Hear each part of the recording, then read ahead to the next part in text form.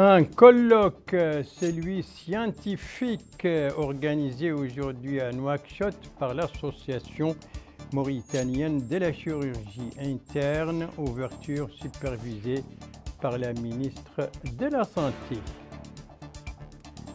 Un lancement, celui de l'approche de la gestion décentralisée des ressources naturelles au niveau de la wilaya du Gidi Maha. Ça, c'était hier sous la supervision de la ministre de l'Environnement. Des boutiques, celles communautaires, ouvertes par Tahazor en Assaba, précisément à Hamoud et à Tenaha, au profit des 10 villages frontaliers. Voilà donc pour les principaux titres de ce journal et c'est parti. Mesdames, Mesdemoiselles, Messieurs, bonsoir et bienvenue à votre 21h30 de ce samedi 8 juin 2024. Et pour commencer, une page médicale ou scientifique si vous voulez avec ce colloque donc scientifique organisé aujourd'hui à Nouakchott par l'association mauritanienne de la chirurgie. Coup d'envoi a été donné par la ministre de la Santé. Alors, sous quel thème ont été tenues ces assises aujourd'hui à Nouakchott? Élément de réponse avec Aminata Khan. Quatrième colloque scientifique est tenu sous le terme « Réalité et perspectives interne de la chirurgie intervention libre ». Les participants à la journée ont bénéficié de plusieurs présentations se rapportant à la chirurgie interne présentées par des chirurgiens spécialisés dans le domaine. L'occasion pour la ministre de la Santé, Nahamid Hamdi Ould Mouknes, de revenir sur l'objectif du forum qui est d'attirer l'attention sur la chirurgie et les chirurgiens car ils constituent un pilier essentiel du système de santé en raison des soins et traitements qu'ils dispensent qui leur permettent de sauver des vies. Elle a indiqué que notre pays a réalisé des progrès remarquables dans le domaine de la chirurgie car les spécialistes ont beaucoup acquis des équipements et des fournitures de pointe qui leur ont permis de bien mettre en œuvre les connaissances qu'ils ont acquis. Elle a enfin indiqué que cette rencontre allie science et expérience et constitue une belle opportunité d'échange des idées et des expériences dans le domaine de la chirurgie pour mettre en valeur les derniers développements dans ce domaine. Lui succédant, le président de la Société mauritanienne de la chirurgie, Mohamed Ali Mohamed, a indiqué que la présence de la ministre démontre l'attachement que le gouvernement accorde à l'évolution de la santé, indiquant que ce forum vise avant tout à présenter la recherche scientifique et l'échange d'expériences entre chirurgiens, ce qui aura une incidence positive sur l'amélioration et le développement des performances chirurgicales, surtout dans cette période qui verra l'ouverture de centres chirurgicaux spécialisés dans le pays et répondant aux normes internationales. La chirurgie, réalité et perspective, tel était donc le thème de ce colloque scientifique organisé aujourd'hui à Nouakchott par l'Association mauritanienne de la chirurgie, ouverture donc qui a été supervisée par la ministre de la Santé. Sa collègue de l'Environnement, elle aussi a procédé à un lancement, mais cette fois c'était hier et c'était au niveau du Gidi Maha. Le lancement de la GDRN, une abréviation qui veut dire la gestion décentralisée des ressources naturelles dans cette wilaya.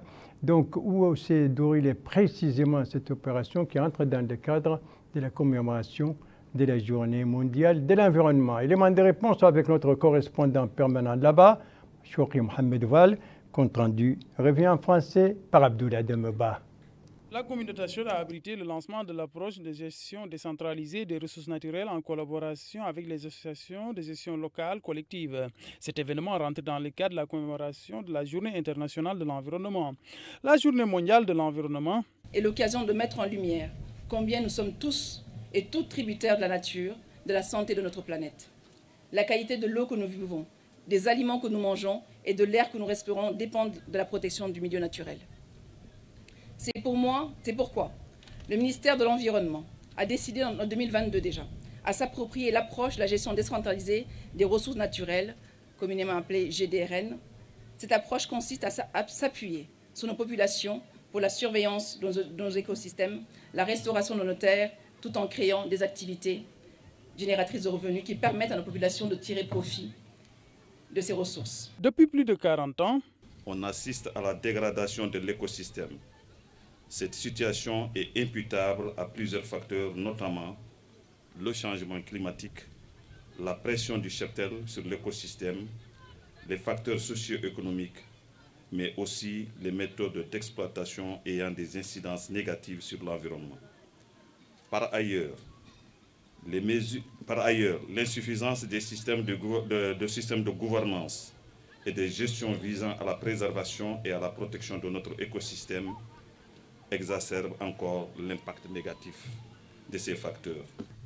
C'est une initiative tant attendue, car nous l'avions toujours souhaité et qu'aujourd'hui la voilà réalisée. Réalisée grâce à votre volonté de protéger l'environnement.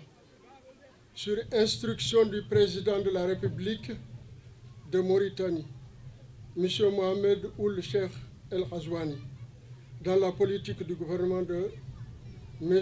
Mohamed Ould Bilal Messoud. La ministre de l'Environnement a par ailleurs visité les villages environnants de la commune de Tachot et s'est informée des interventions des différentes associations de gestion locale collective, notamment à l'aide d'activités génératrices de revenus. La ministre de l'Environnement, à la suite de la réunion tenue avec les associations de gestion locale collective, indiqué les mesures qui ont été prises par le gouvernement dans le cadre de la protection de l'environnement. Elle a, à ce titre, mis en avant les efforts qui ont été déployés par le département qu'elle préside. Voilà, c'est donc parti pour la gestion décentralisée des ressources naturelles au niveau de la wilaya du Guidi Maha. Donc le lancement de cette approche a été fait hier par la ministre de l'Environnement, précisément à Tachot, comme l'avait fait auparavant et en Assaba et au Haut d'Arabie, et tout cela dans le cadre de la journée mondiale de l'environnement. Un retour à Nouakchott pour parler de deux inaugurations, et toutes deux se trouvent à Nouakchott-Ouest, et toutes deux c'était et aujourd'hui. Il s'agit du stade d'Uxar dans sa nouvelle forme, donc après sa réhabilitation, et d'un centre culturel de formation qu'il abrite, une opération, donc une inauguration supervisée par le secrétaire général par intérim du ministère de la Culture, de la Jeunesse, des Sports et des Relations avec le Parlement, compte rendu El-Haj Abdellah Din. Le stade communal d'Uxar fait peau neuve avec la fin des travaux de réhabilitation. Cette infrastructure sportive bien équipée comprend une pelouse, des vestiaires, des salles de conférence, une salle de musculation et une autre pour la préparation physique. Pas loin de cet endroit, une seconde infrastructure culturelle a été également inaugurée, celle du Centre communal pour la culture et la formation qui englobe une salle d'exposition et une autre salle réservée aux conférences. Le centre en question compte aussi plusieurs salles destinées à la formation et à l'encadrement de jeunes dans les différentes disciplines sportives et culturelles. Lors de l'inauguration de ces infrastructures, le représentant du ministère de la Culture, de la Jeunesse, des Sports et des Relations avec le Parlement a précisé que ces établissements sportifs et culturels constituent une concrétisation de la politique gouvernementale consacrée à la jeunesse et qu'elle reflète la priorité qu'accorde le gouvernement aux enjeux de la jeunesse. Le maire de la commune d'Uxar, M. Mohamed Selik Ammar, a indiqué que sa commune octroie un soutien particulier aux activités et aux initiatives de clubs de jeunes à travers l'encadrement et la formation de la jeunesse pour être plus habile à contribuer à la construction nationale. Les festivités de cette cérémonie ont été marquées par la présentation de l'hymne national et des hymnes patriotiques et de résistance par des écoliers de la commune, ainsi que la présentation des pièces théâtrales se rapportant à l'importance de la culture et des sports. Le stade d'Uxar, dans sa nouvelle forme, et le centre culturel de formation qu'il abrite, tous deux inaugurés donc aujourd'hui. Elle, c'était plutôt hier et c'était à Nassaba. Elle, c'est l'ouverture de ces boutiques communautaires, donc dans les Hamoud et à Tenaha, une inauguration, une ouverture supervisée par le secrétaire général de la délégation de Tazor. C'est un compte-rendu de notre correspondant permanent là-bas, Abdallah Souvi, compte-rendu travaillé en français par Aminata Khan.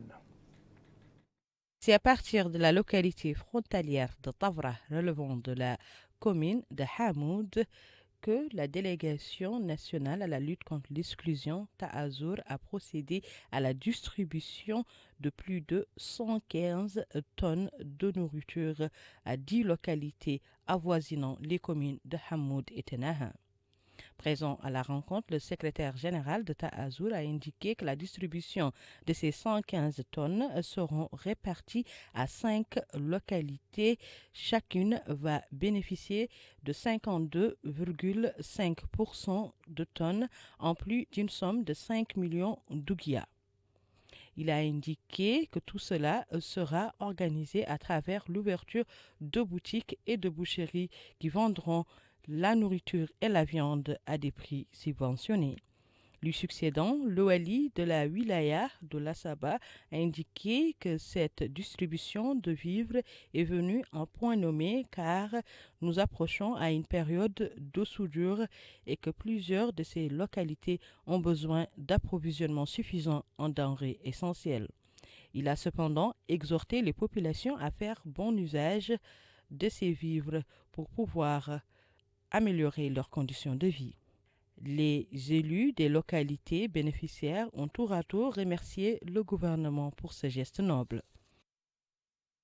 Des boutiques donc communautaires ouvertes par Ta'azour à Hamoud et à Tenaha, tout cela c'est en Assaba, et dont vont bénéficier les populations des 10 localités frontalières. Merci de suivre les JTF de Mauritania. La suite du journal avec une convention, un point de presse, une campagne, une formation et deux clôtures. Une convention dont vous voyez déjà les images. Vous avez vu la directrice générale de la CNAS. Eh bien, c'est une convention entre la CNAS et une initiative dirigée par les députés de la circonscription de Nouakchott Sud. Et puis, au terme de cette convention, 4376 personnes de cette wilaya vont bénéficier des services de cette caisse et la cérémonie de signature de cette convention avait pour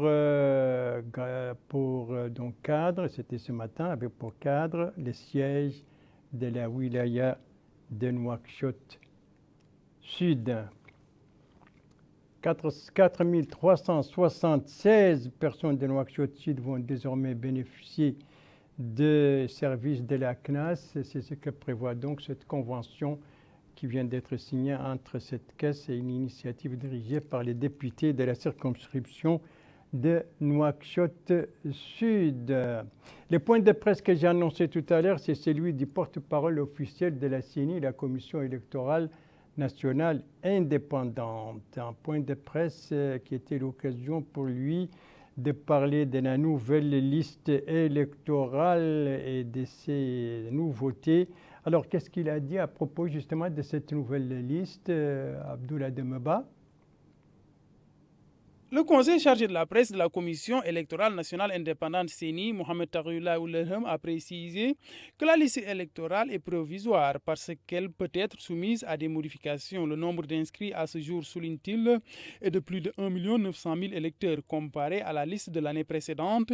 Le nombre d'inscrits, indique-t-il, a sensiblement augmenté de l'ordre de 8%. Le conseiller de la CENI a par ailleurs affirmé que ce nombre démontre l'efficacité du système d'exploitation mis en place par la Commission électorale nationale indépendante. S'agissant des bureaux de vote, le nombre passe de 4 708 à 4 520, soit une différence d'environ 200 bureaux de vote. Cela s'explique, dit-il, car les élections présidentielles sont différentes du scrutin législatif et municipal.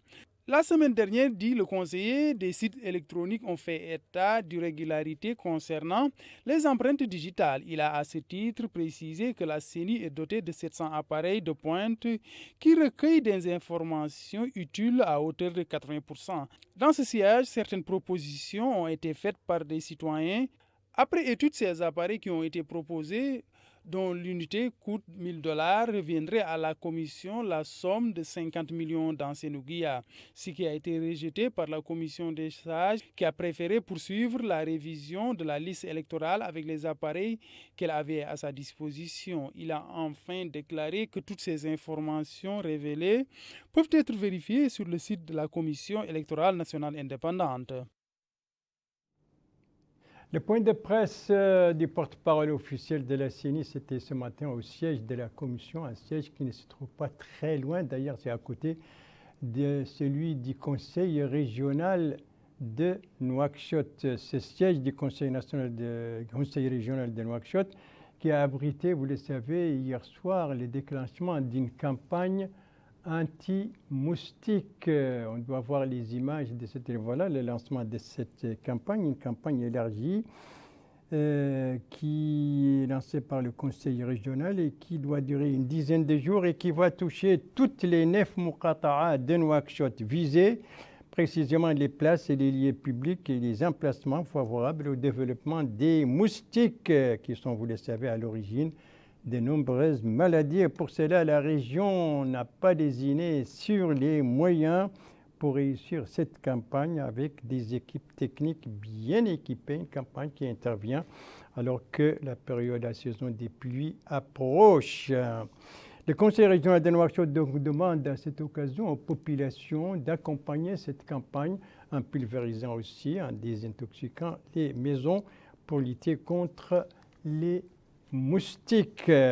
Autre activité d'un autre conseil régional, mais cette fois il s'agit de celui de l'Adrar qui lui aussi a entrepris, a organisé un atelier de sensibilisation à l'intention des jeunes. Précision sur cette sensibilisation et sur cet atelier avec notre correspondant permanent là-bas, Alvarez Cheibani, dont le compte-rendu a été revu en français par Aminata Khan. Atelier de sensibilisation pour former un groupe de jeunes sur les méthodes et mécanismes d'élaboration des études liées à la conception et à la réalisation des projets. Cet atelier, organisé à Attar, vise à préparer les jeunes et à renforcer leur participation aux projets de développement qui seront adoptés dans le cadre de la mise en œuvre de la 5e édition du programme Mon projet, mon avenir. Le wali de l'Adrar, Abdallahi Ould Mohamed Mahmoud, a révélé l'importance de cette formation qui permettra aux jeunes de prendre connaissance des opportunités offertes par les programmes d'emploi et méthodes techniques à suivre pour en bénéficier. Le président du conseil régional de l'Adrar, Mohamed Ould Cherif Ould Abdallah, a expliqué quant à lui que cette rencontre s'inscrit dans le cadre des efforts visant à soutenir les jeunes et à favoriser leur accès à la vie active, notant que le gouvernement, sous les directives du président de la République, accorde une importance à la jeunesse pour renforcer son rôle dans les différents programmes de développement mis en œuvre. Les jeunes bénéficiaires ont remercié les initiateurs de cette formation, indiquant que ça leur permettra de s'informer davantage sur les techniques de montage de projets et les modalités d'inscription sur la plateforme Mon projet, mon avenir. Une formation donc d'un groupe de jeunes sur les méthodes et les mécanismes de montage des projets, tel était le thème de cet atelier de sensibilisation organisé par le conseil régional de l'Adrar. C'était aujourd'hui à Attar. Quant au conseil régional du Trarza, lui, il vient de faire le point sur les potentiels économiques de la wilaya et c'était l'objet d'un atelier de haut niveau qu'il a organisé à Tigend en collaboration avec le ministère de l'Intérieur et de la décentralisation, mais aussi en collaboration du ministère de l'économie et du développement durable ainsi que du PNUD et de la coopération allemande. Eh bien, ce colloque est terminé, a clôturé ses travaux hier.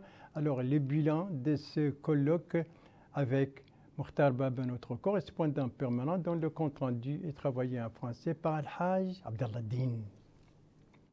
2 jours durant, les participants à ce colloque régional de haut niveau, organisé par la région du Trarza, ont suivi des exposés techniques sur les différents potentiels économiques de la wilaya. Des potentialités qui, en cas d'exploitation rationnelle, peuvent faire de la wilaya du Trarza un pôle de développement et un modèle à suivre pour le développement régional et local. Les participants venant du secteur public et privé et de la société civile ont apprécié l'organisation de ce genre de colloque qui met en relief les multiples opportunités économiques offertes dans les divers domaines dont la richesse animale, les aires agricoles, les nappes phréatiques et les capacités hydrauliques.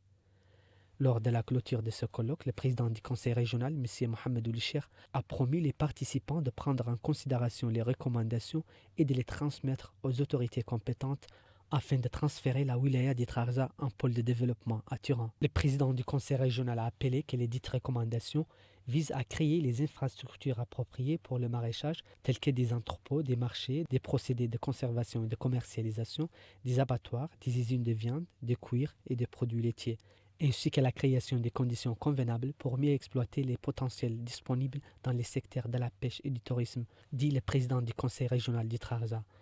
De son côté, le maire de la commune d'Itigant a salué les travaux et les recommandations du colloque tout en invitant les autorités concernées à œuvrer à la concrétisation des recommandations formulées. Les recommandations et les propositions apportées par les participants ont porté essentiellement sur l'amélioration du climat d'investissement afin de faciliter l'exploitation des divers potentiels que regorge la wilaya du Trarza. Le potentiel économique donc de la wilaya du Trarza a été passé au peigne fin lors de ce colloque de haut niveau organisé par le conseil régional de cette wilaya. C'était les 6 et les 7 juin dernier donc à Tigand, clôture donc des travaux hier. Elle aussi, c'était IRL, c'est la clôture des journées de concertation organisées par la SONADER, la Société nationale de développement agricole. Eh bien, Kayedi, alors bilan de ces journées de concertation avec notre correspondant permanent là-bas, Mohamed Ali Saleh, compte rendu travaillé en français par Abdoulaye Demeba. Ces journées de concertation ont constitué une opportunité d'échange entre les agriculteurs et les responsables de la Société nationale de développement rural SONADER. Cette société a mis à profit ces consultations pour dérouler son plan stratégique quinquennal. Les agriculteurs de la wilaya du Gorgol ont émis des recommandations de nature à améliorer la production. Ces derniers se sont relayés et ont indiqué que les crédits mis à leur disposition par la SONADER leur a permis de doubler leur production. Ils ont par ailleurs affirmé que cet accompagnement doit être poursuivi pour atteindre les objectifs fixés dans le cadre du développement agricole en vue de l'atteinte de l'autosuffisance alimentaire. Ils ont aussi exhorté la SONADER à mettre en valeur le barrage de Vumglete pour plus de compétitivité dans la production de semences et de légumes de qualité. En marge de ces journées de concertation, les coopératives agricoles ont reçu de la SONADER des équipements et semences. Voilà, et c'est sur donc la clôture de ces journées de concertation organisées par la SONADER à Kayedi que se clôture ce journal. Merci à vous, mesdames, mesdemoiselles, messieurs, de l'avoir suivi. Merci bien entendu aux équipes rédactionnelles et techniques qui ont participé à sa conception. Je vous en rappelle les principales informations. Ici, nous sommes à Nouakchott qui a abrité aujourd'hui un colloque scientifique organisé par l'Association mauritanienne de la chirurgie. Supervision du lancement de ce colloque par la ministre de la Santé. Ici, nous sommes à Tachot, au Guidimacha, et c'est à partir de là que la ministre de l'Environnement a procédé au lancement de la GDRN, autrement dit la gestion décentralisée des ressources naturelles au niveau du Guidimacha. Ici, nous sommes à Nassaba, précisément à Hamoud et à Tenaha, avec ses boutiques ouvertes par Tazor, boutiques communautaires qui vont profiter à 10 autres villages frontaliers plutôt. Voilà. Et, le JTF reviendra demain à la même heure, 21h30, et vous serez en compagnie d'Endei Sao Sidi. Quant à moi, il me reste plus qu'à vous souhaiter une très très bonne fin de soirée, une très très bonne fin de semaine, et à vous donner rendez-vous, Inch'Allah, vendredi prochain à la même heure, 21h30. Bonsoir.